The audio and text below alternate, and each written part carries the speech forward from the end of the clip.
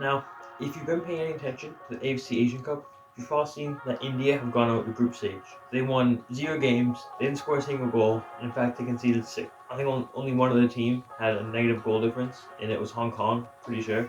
Now, if you've been on Instagram, Twitter, really anywhere in the football social media world, you probably saw the question, how does a country with 1.4 billion people produce a team that can't score a single goal? It is a very valid question. Sure, you think there's someone. I mean, there's Suno Chetri, he's pretty good, but surely there'd be someone else that could maybe score a goal. But obviously, we know this isn't really the case with football.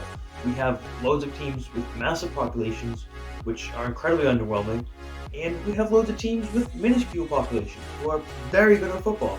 Now, in today's video, I've actually found a way to go and change this. I've taken a list of the 10 most populated countries in the world, and I've matched it with 110 of the world's most valuable players.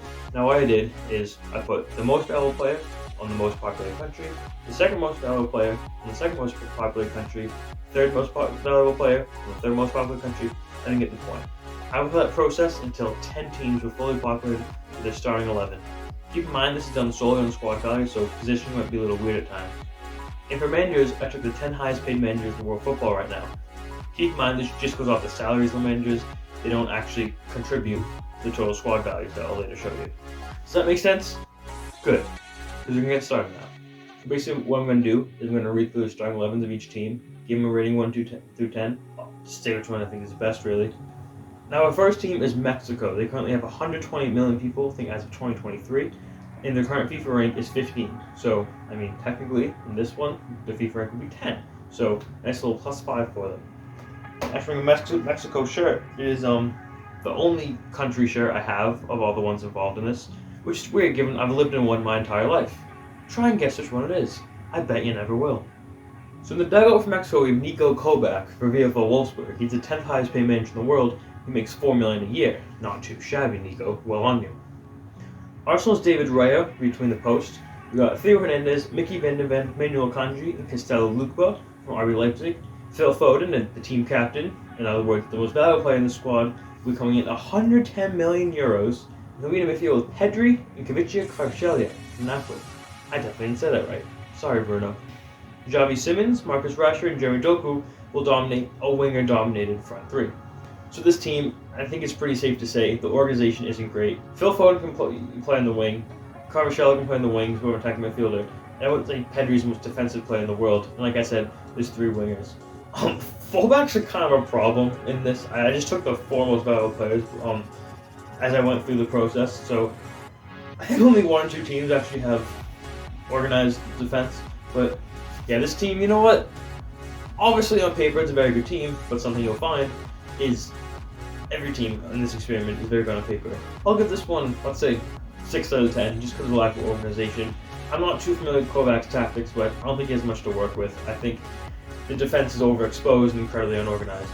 However, this comes out to 702 million euros, which we can put it to the squad value of Mexico's current squad is 57 million. Also keep in mind, that's the squad value of their entire squad. This is just 11 players, so 702 or 57. Not too bad for El Tri. Except for Russia, they have 144 million people, and their current FIFA rank is 38. That's a little tricky because they're also not suspended from FIFA because the Putin's being a little naughty. So they've gone up 29 in the ranking, shooting right up. Xabi Alonso, the current Bayer Leverkusen and hopefully future Liverpool manager, will be taking this one. $5 million a year, so an expectedly modest contract in the Bundesliga. Andre Onana's in goal, got a backline of Levi Colwill, Antonio Silva from Benfica, Axel Disasi, and Jurrien Timber. Very interesting backline. Jamal Musiala will be the captain at 110 million euros, with Moises Caicedo and Enzo Fernandez coming in at 90 and 80 million euros respectively. That is a pricey midfield. We've got a front three of Christopher Nkunku, Alexander Isak, and Darwin Nunez. Let's talk about the defense. As far as this experiment goes, the defense is not bad. I'm not too familiar with Timber because he got injured. I think he can play fullback. I don't know, Arsenal fans, let me know. I think Disasi, I think he's been pretty versatile for Chelsea, so I think knowing how Xabi Alonso's tactics are, they're very fluid. I think he could work with that. I mean, this is a very well organized midfield. Caicedo in the CDM, Enzo Fernandez in the CM, and then Jamal Musiala as a cam. That's maybe the best midfield of this experiment. You can't knock the midfield. You play Isak at striker, Darwin Nunez can play the wing if he has to, and then Nkunku in right wing. I think knowing Xabi Alonso's possession-based tactic, he has a strong midfield. he can work with the front line if he has such a fluid midfield. And then I think this is looking good. I'm giving this an 8 out of 10. This is an interesting one. Russia's starting 11th with 712 million euros. Their actual national squad's only with 164 million, which is still more than I was expecting for Russia, but an increase, to say the very least. And then we got Bangladesh, a nation of 173 million people. Their current FIFA rank is 183, which means they've gained 175 rankings for this experiment.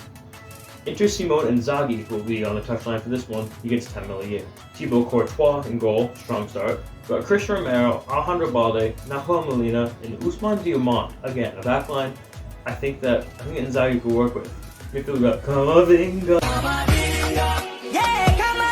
De Jong and Kimmich, very strong. We've got Osimhen, Grealish, and Lamine Yamal.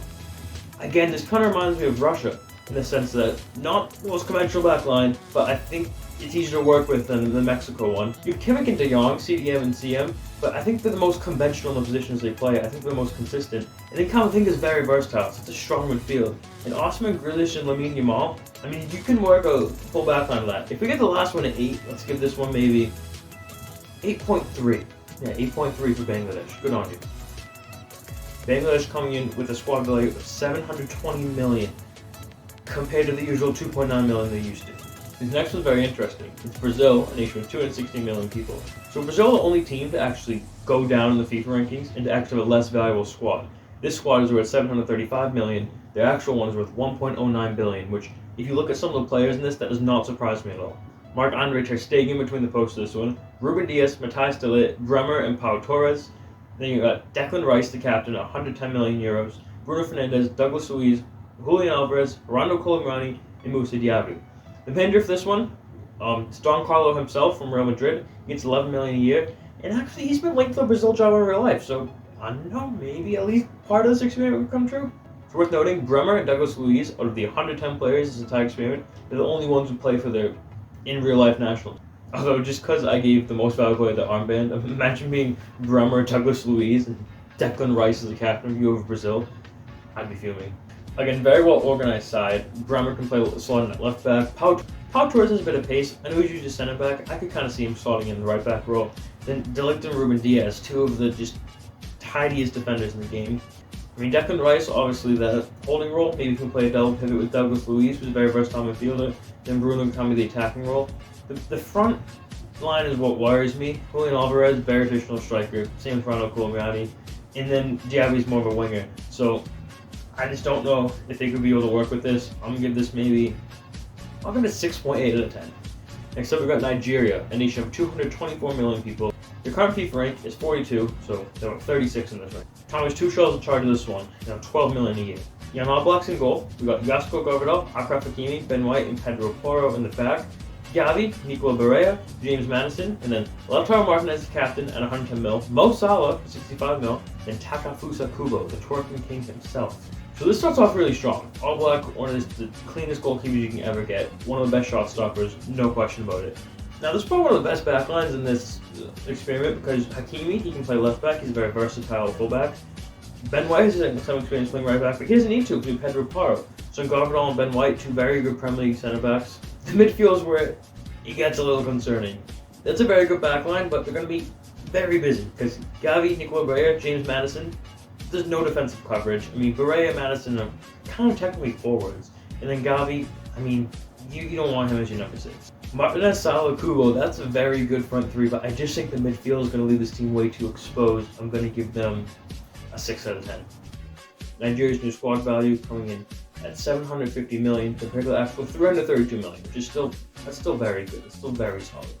Right, these are super teams. Like, unless you're Brazil, no country should come near this.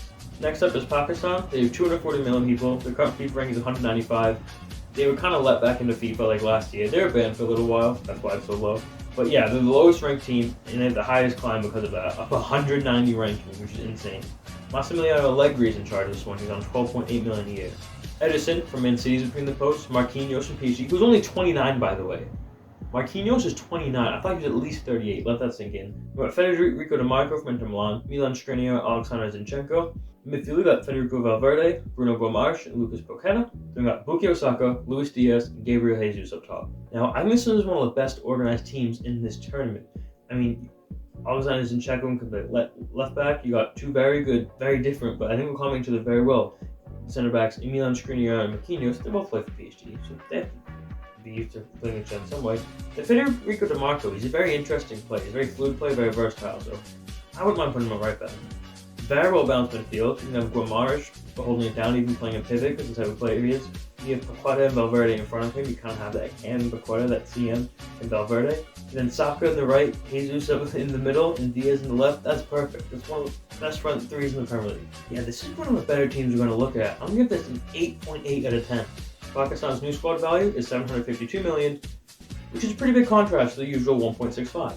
This next one is Indonesia, a nation of 277 million people. The current FIFA rank is 142. Steven Gerrard, the current LA manager, is on 17.5 million with a double for this one. Gregor Kobel at BVB will be in goal. We've got Trent Alexander-Arnold, Alessandro Bastoni, Reece James, and Lucas Hernandez in the back. The Liverpool partnership at Dominic Szoboszlai and McAllister will be joining PSG's Manuel Ugarte in midfield. Then we've got Vinicius Jr., Rodrigo, and Gabriel Martinelli. Now, if you look at the manager, Gerrard, you're the man who got me into football. I love you to bits, but your managerial career, it hasn't been perfect. I think you can admit that. I just can't see this team doing anything. This is probably a team I would back because of the Liverpool influence. If this tournament were to take place, which FIFA, if you're watching, it should. This would be insane. But, I mean, what? Trent's a fullback, Reece James is a fullback, Lucas Hernandez is a fullback, I'm pretty sure. And then you have Bastoni. Like, he's your only center back. The midfield's very well organized. Ugarte, McAllister, Szoboszlai. We actually let McAllister cook in the cam position. He used to kind of playing the number 6 at Liverpool. But then, your front three, Vinicius, Rodrigo, Martinelli, that's 3 wingers. This team's just way too unorganized. I really don't want to give any team in this experiment lower than a 6, but I'm going to have to give a 6 out of 10 for this one. Coming 800 million euros to a 12-star 11 value compared to the 8.9 million that Indonesia used to. Next up we got, I'm going to say, it's a national team which I don't support in real life. All my friends do. I don't. It's the United States. But I can say this is probably my favorite team in this experiment. The United States coming at 340 million people, 12 in the FIFA rankings, which is a lot more than I was expecting, so they're going up by 9, number 3 here. And let's just see this team. Gianluigi Donnarumma between the posts. Eder Militao, Min Jae Kim, Dayot Upamecano, and Lisandro Martinez. We've got Florian Wirtz, Martin Odegaard, and Kevin De Bruyne. We've got Mbappe, Sané, and Rasmus Højlund. In the touchline, it's Jurgen Klopp, the man himself. Very touchy subject right now for us Liverpool fans. But he's on 18 mil a year, and he's the new U.S. men's national team coach. Now, I say it's my favorite team. It's definitely not the most organized team. I mean, the defense isn't too bad. Eder Militao, I think he can. I played him on fullback in FIFA 19 career mode. He should be fine. Min Jae Kim, Upamecano, the Bayern partnership, they're securing it. And Lisandro Martinez, I mean, he can play fullback. Surely, he's 5'8". He can play fullback. The midfield's interesting. If you have Kevin De Bruyne sit back and kind of supply Odegaard and Wirtz, maybe that could work, but it's still going to be incredibly exposed. Then you'll have Mbappe on the right, Sané on the left, Højlund in the middle. That's not a bad front three at all. I think that could work. It's just, I don't know how it's going to work with the midfield. We'll give it a 7.4 out of 10. But this is probably the team, I don't know, this is probably my favorite team with Klopp, and it's a lot of fun. USA coming in at 855 million compared to the usual 53. So we've got China, the second most popular country in the world at 1.4 billion, the 79th best national team in the world at 79, going up 77 in the FIFA ranking. We got Porto's Diogo Costa, not to be confused with the man who got sat down by Jordan Henderson 10 years ago. Ronaldo Araujo, Gabriel Magalhaes, Jeremy Frimpong, and Sven Botman on the back line. We've got Jude Bellingham, Rodri, and Arlen Tchouameni in the midfield. Bernardo Silva, Evan Ferguson, and Kingsley Coman composed maybe the weirdest, most random front three in football history, and Pep Guardiola man himself on 22 mil a year from Man City, which isn't. I kind of expect more from City. If Liverpool are coughing up 18 mil for Klopp, I surely think City would do more. But yeah, that's the team. Defense is not bad. I think Araujo can play fullback. Again, I've played him in fullback in career mode. Could probably do it. Gabriel and Botman can clock it down. Frimpong, one of the most exciting fullbacks in world football. Midfield, perfect. Rodri and holding mid. I think it was Russia. They had Musiala, Caicedo, Fernandes. I think this is the only midfield that comes close to that with Bellingham, Rodri, and Tchouameni. You have Rodri holding it down. Bellingham can score goals from the centre mid role, and then Tchouameni, very versatile midfielder. So Evan Ferguson, Kingsley Coman, it's very random. I feel like it could work. If there's one thing that teams in this experiment lack, it's bounce. I feel like that front three can really get something done. I mean, yeah, Pep, he can really get done with anyone. I mean, I say that he spent $12 billion a season, is probably going to get sent down to the National League. That's kind of fitting for China, if you know their history in football. But yeah, pretty decent team. I'm gonna give it an 8.3 out of 10. China's squad coming in at 860 million. China's national team coming in at 11 million. Next, about India, the most popular country in the world. The reason I'm doing this video, 1.4 billion. Their FIFA rank's 102, so they're going up by 101. Because now they're the best national team in the world. Got Mike Magnan from AC Milan, William Saliba from Arsenal, Alphonso Davies from Bayern, and Nuno Mendes from FC Barcelona. Jules Koundé, we joined Nuno Mendes in FC Barcelona. I don't know why I thought I was done ringing off the defense. The midfield's very random. Warren Zaire-Emery from PSG, João Pelini from Fulham, Matheus Nunes from Man City. Then up front we got Erling Haaland from City, Kane for Bayern, and Rafael Leao. And of course, with a team this chaotic, you're going to need the most chaotic manager of football, Diego Simeone from Atletico Madrid, making $34 million a year. The squad's worth $865 million, India's squad is worth $6.5 million. Now this team, it's chaos, it's like I just said. The back line isn't too bad, Davies can play fullback. I think Koundé Mendes can play fullback, then you got Saliba, not bad. Midfield's a bit random, don't have a bunch of defensive coverage besides Nunez, I think. I've never seen Zaire-Emery play. I'm actually older than him, which is kind of weird to think about. And João Pelini, as you can see, it being very well organized. So then, I mean, Haaland, Kane, and Leao, maybe three of the most exciting players in world football, but I have no idea how they're going to have a front three. Maybe if they dropped to a 4-1-2-1-2 and they had kind of Leao drop into that attacking midfield, and they had Haaland and Kane play striker, that could work. But then again, Leao's a winger. I don't know if he's really familiar with that. But yeah, this team's either like, I feel like it's either a 0 or a 10. I feel like either it's going to go how we think it will, or Simeone will surprise us as he usually does. But yeah, I'm going to give this team about a 6.7 out of 10. So yeah, there you go. That was a very fun video to make. Let me know which of those countries you think I'm from. Again, I bet you'll never guess. Let me know which team you think it was the best. And yeah, please drop a like on this video, because this took days to prepare. Cheers. See you next time.